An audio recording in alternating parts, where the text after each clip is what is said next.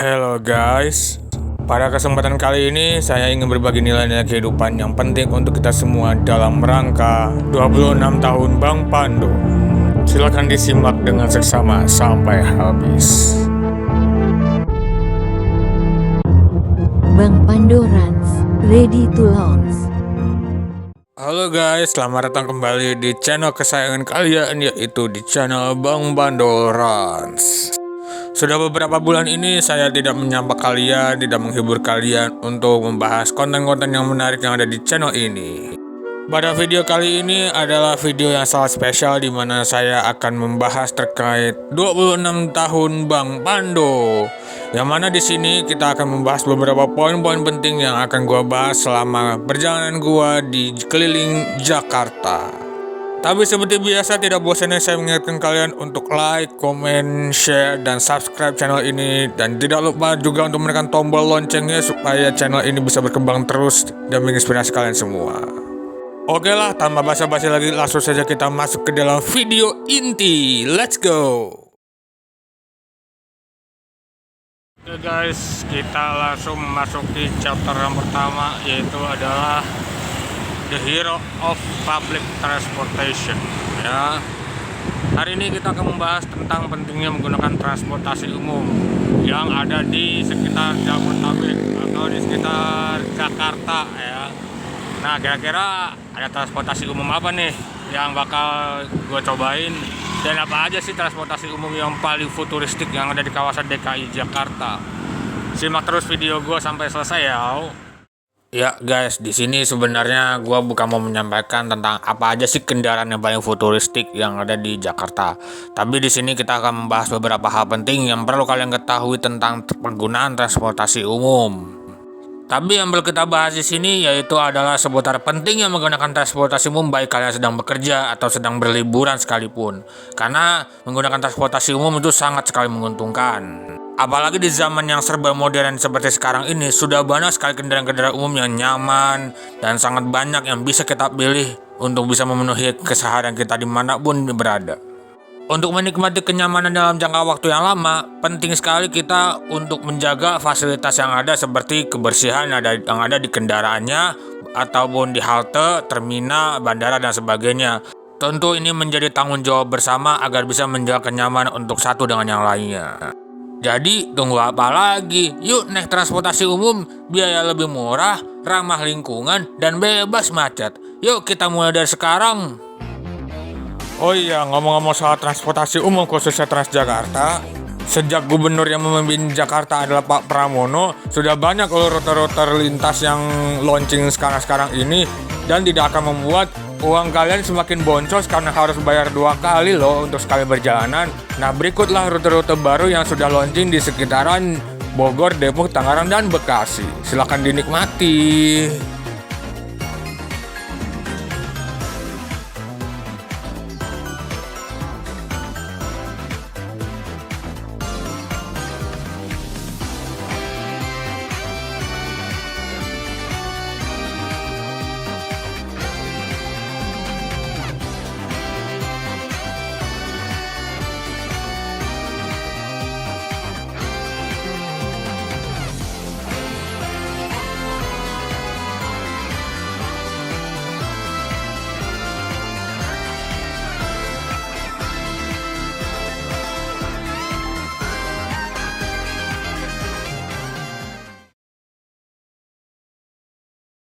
Oke, kali ini gue sedang mengunjungi suatu tempat yang mengajarkan gue arti dari kedewasaan, kekuatan, dan tanggung jawab. Yap, betul, ini adalah kampus tercinta yaitu Universitas Negeri Jakarta.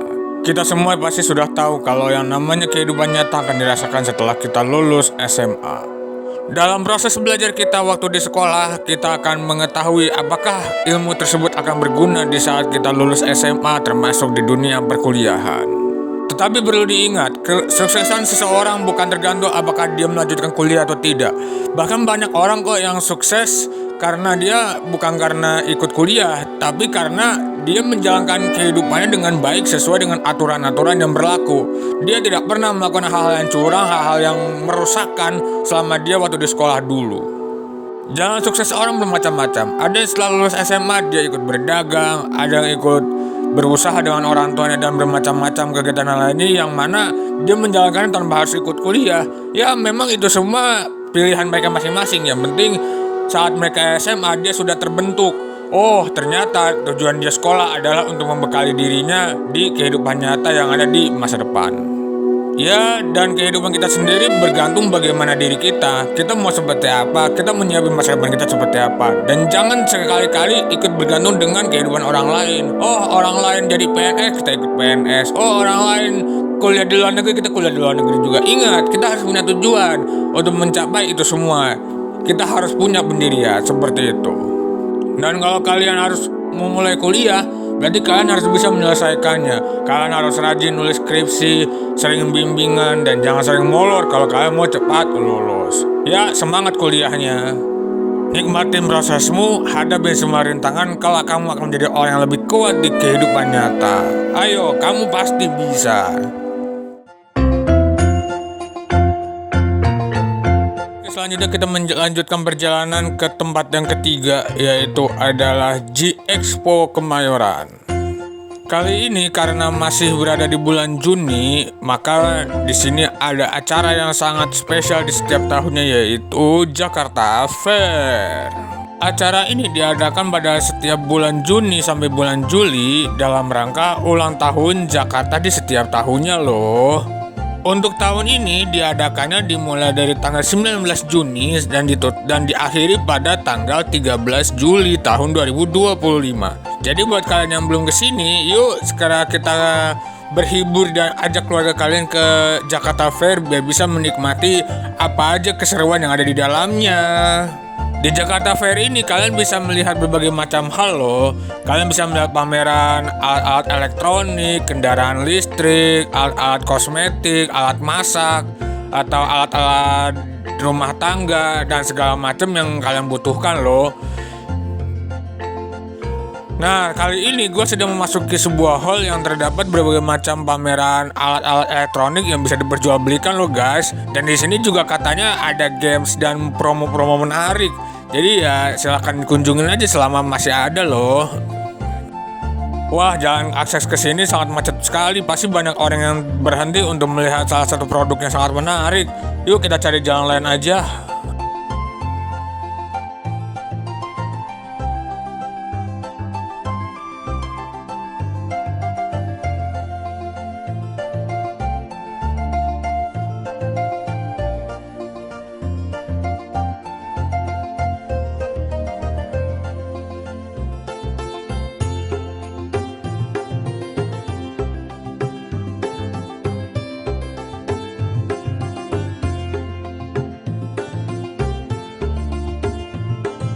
Nah, di sini siapa nih yang lagi nyari-nyari laptop gaming? Bisa loh kalian ke booth yang ini.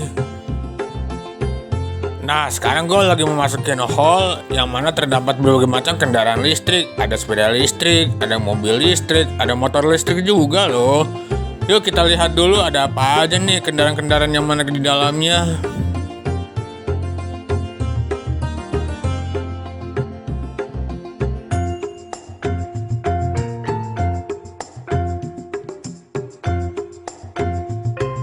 Nah, setelah berlelah berkeliling-keliling di PRJ, kita coba dulu yuk salah satu makanan khas Betawi yang satu ini, yaitu kerak telur. Bagaimana sih cara membuat kerak telur? Nah, kalian bisa melihat abang ini guys. Nah, ini dia nih kerak telur. Telur ini bisa dimakan tanpa menggunakan nasi loh, karena porsinya juga sangat cukup kenyang loh.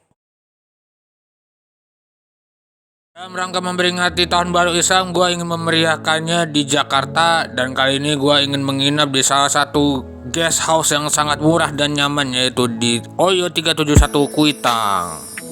Oh iya, sekarang gue sedang dalam proses check-in. Dan kalau kalian mau check-in di hotel, pastikan kalian harus membawa kartu identitas. Dan jangan lupa membawa uang deposit sebagai jaminan ya.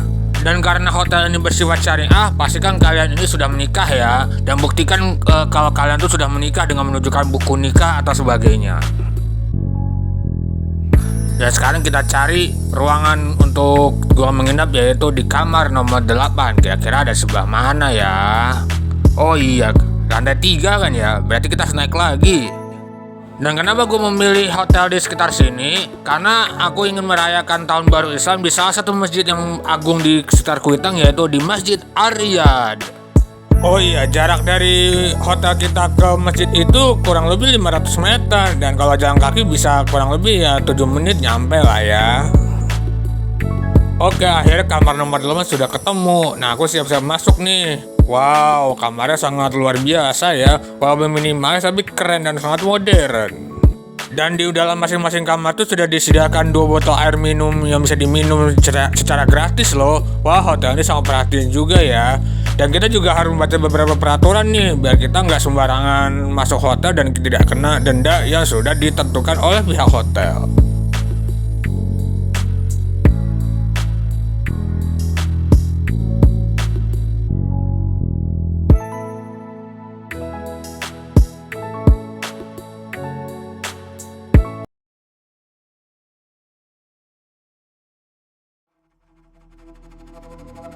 Alhamdulillah, sekarang kita sudah memasuki tahun baru Hijriah, yaitu yang ke-1447 Hijriah. Ahlan wa sahlan bikudumikum. Semoga di tahun baru ini kita bisa menjadi pribadi yang lebih baik lagi dan lebih maksimal untuk melaksanakan ibadah kepada Allah Subhanahu wa Ta'ala dan selalu berbuat baik dengan sesama manusia. Amin ya rabbal alamin. Oke, pada sesi ini gue mau membahas beberapa poin-poin penting yang harus kalian perhatikan dalam memperingati tahun baru Islam kali ini. Yap, yang pertama-tama adalah kita bersama-sama membaca doa akhir tahun pada asyar dan dilanjutkan dengan pembacaan doa awal tahun pada maghrib di tahun barunya. Ya, pada tanggal 1 Muharram ya guys. Dan yang kedua pastinya kita harus berbanyak ibadah seperti berzikir, membaca Al-Quran, sholat sunnah, dan ibadah-ibadah lainnya. Karena semakin dari tahun ke tahun kita harus semakin banyak beramal dan berusaha untuk menjauhi maksiat. Ya, itu paling penting sekali. Oke, poin yang ketiga itu adalah introspeksi diri atau muhasabah diri. Ya, penting sekali kita harus muhasabah diri dari tahun ke tahun. Apakah sebenarnya kita sudah makin baik atau justru kita malah semakin lalai dalam menjalani hari-hari kita? Ingat guys, hidup ini cuma sekali dan kita akan kembali kepada Allah Subhanahu wa Ta'ala. Dan keempat adalah amalan yang paling unik dan keren, yaitu adalah meminum susu putih ya. Minum susu putih ini melambangkan kesucian, kemurnian, dan kebersihan hati ketika kita memulai tahun baru ini guys. Jadi diharapkan kita akan memulai tahun baru Hijriah ini dengan hati yang bersih, lapang, dan bisa mengembangkan amal-amal kebaikan di tahun yang lebih baik.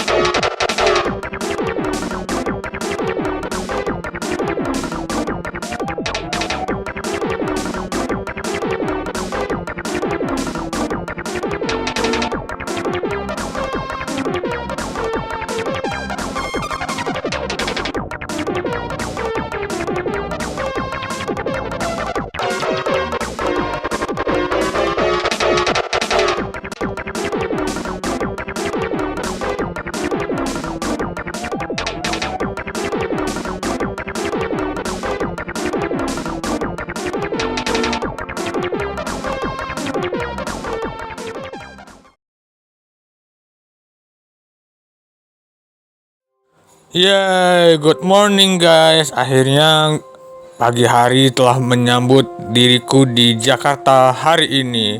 Nah, sekarang gue ingin check out dan ingin melakukan perjalanan pulang menuju Bekasi guys. Tapi gue mau jalan-jalan dulu nih untuk makan-makan di kawasan Pasar Senen.